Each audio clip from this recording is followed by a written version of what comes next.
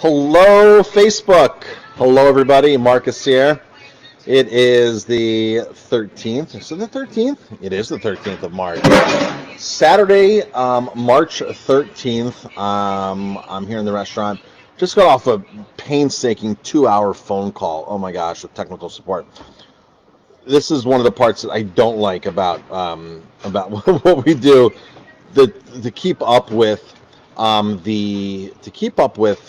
technology requires a lot of intricate parts, and a lot of those intricate parts don't work.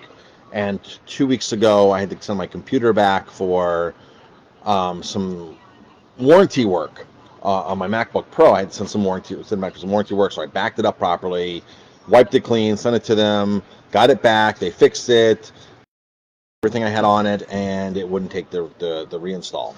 So then I had to go to the Mac store, and literally 2 weeks ago, I probably did 20 hours of technical support. Today I did 2 hours of technical support because I had problems with our email. So that's the part I don't like, is all that kind of stuff. But I got to tell you what we do like, what Jamie and I absolutely do love. So yesterday we were out. I don't even know where. Oh, we were unfortunately at a funeral yesterday. And when we got back, we had a bunch of orders that were at the restaurant, a bunch of wine orders that were left at our back door. So as I even took pictures of the stuff back there. We had 15, 20 cases of wine when we got back. We knew the deliveries were coming. And for us, let me tell you what really was awesome. So all these deliveries are back there yesterday. And as I'm looking at every single case of wine, I don't know if this happened for you, Jamie. As I looked at every single case of wine. Every single one, we've been to the winery and we know the owner. Exactly. I knew it. I just knew that when I looked at them, the same thing. Right? You thought the same thing. I looked at the wine, it was much more than wine. It was memories. It was relationships. Relationships and memories were in those boxes. It just wasn't wine.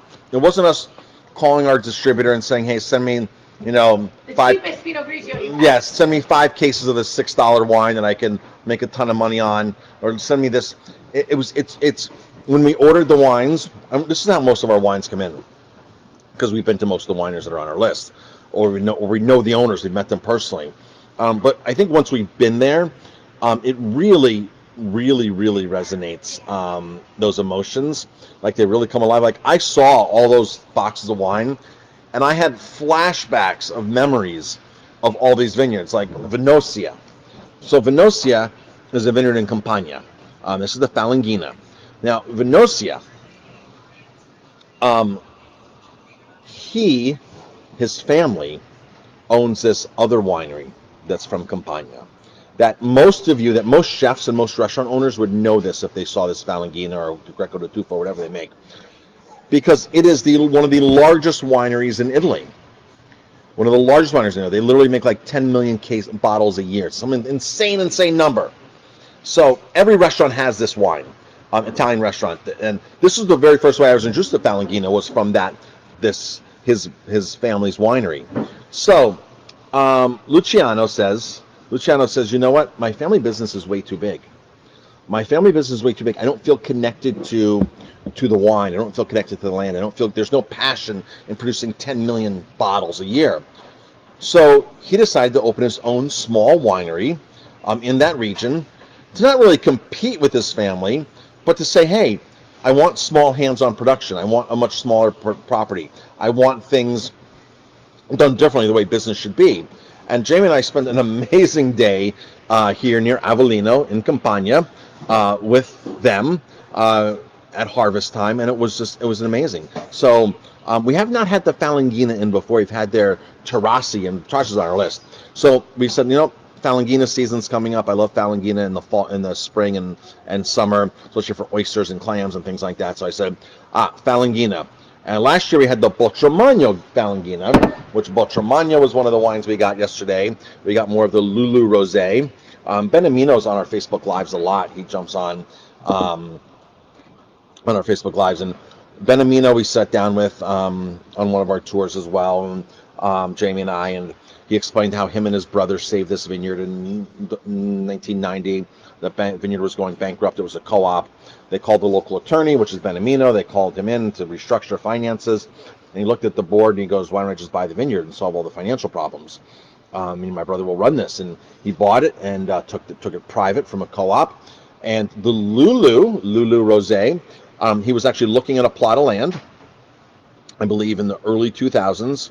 He was looking for a plot of land they were buying, and he got a phone call from his wife and said, guess what? I'm pregnant.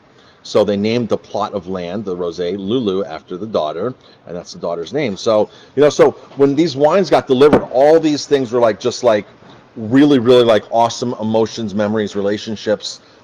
Here's the wine from upstate New York, from Ravine Cellars. We know Lisa very well. We've been up there many, many times. In fact, when they first started, we were one of their first customers.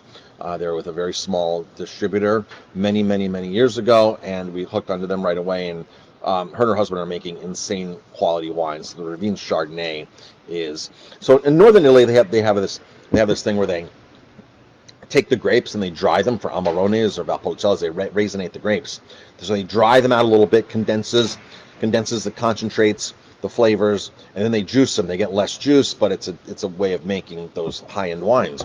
They take 20% of the grapes here for this, and they raisinate them. And this is a really amazing Chardonnay from northern Italy.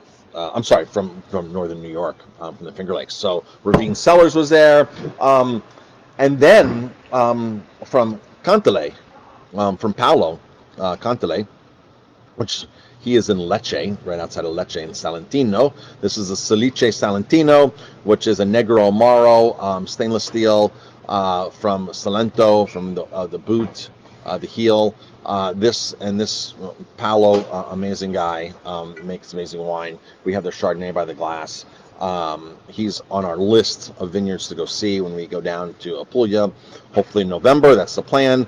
Apulia in November, where we can take you to all of our friends' vineyards. That's basically what we do when we go to Italy, is we take you to our friends' vineyards, people that we've known for a while, people that we have relationships with, people that Jamie and I have been there, broken bread with them, and had an amazing time. So that's really the part that Jamie and I love about what we do, is we have these relationships with all of these producers.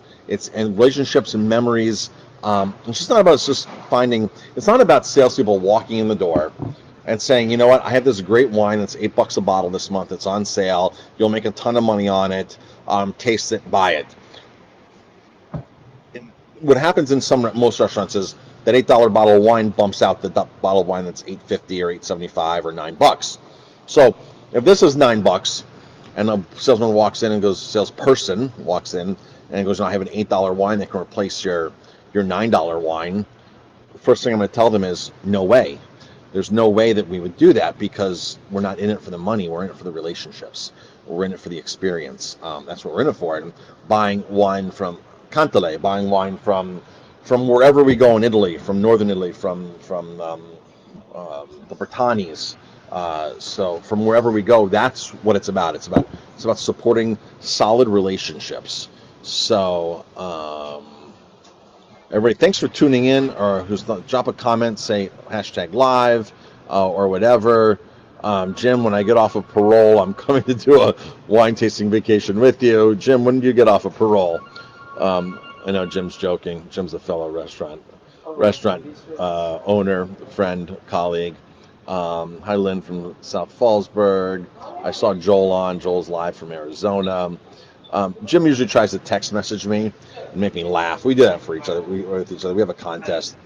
We just text each other some funny stuff, some comical stuff, and see who's reading their messages while we're doing our lives, and try to laugh. So if you ever see me all of a sudden just stop, try to gain my composure, and try not to laugh, it's usually because Jim's sending me something very funny at the time, knowing that I'm on Facebook Live, trying to throw me off. So, and of course, we're both guilty with that with each other.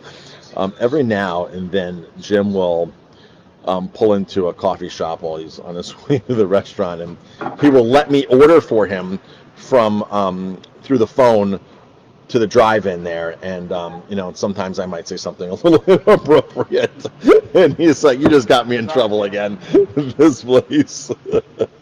So Jim and I have a lot of fun. Jim's a really good friend. So, and that's the other part. That's the other part of this business that we love.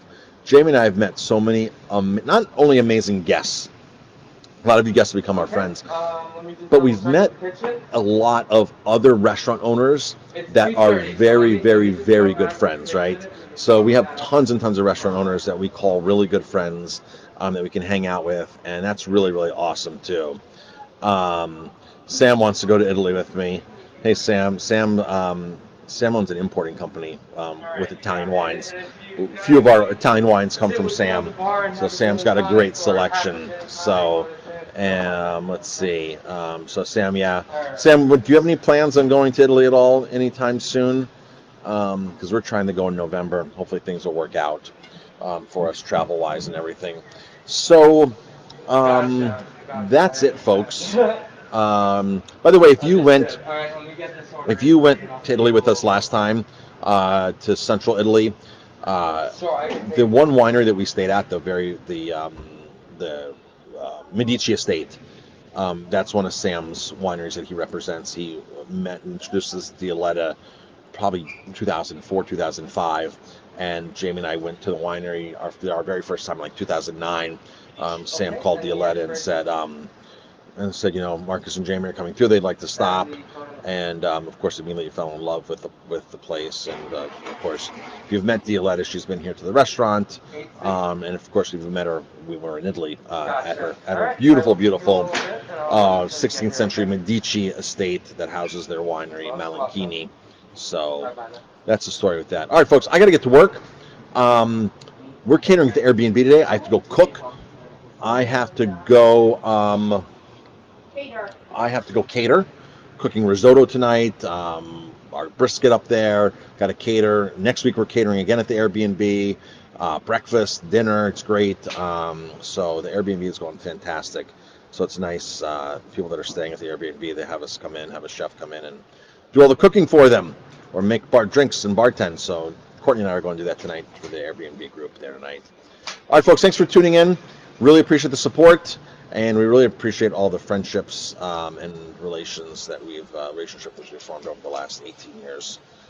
Really, really appreciate that.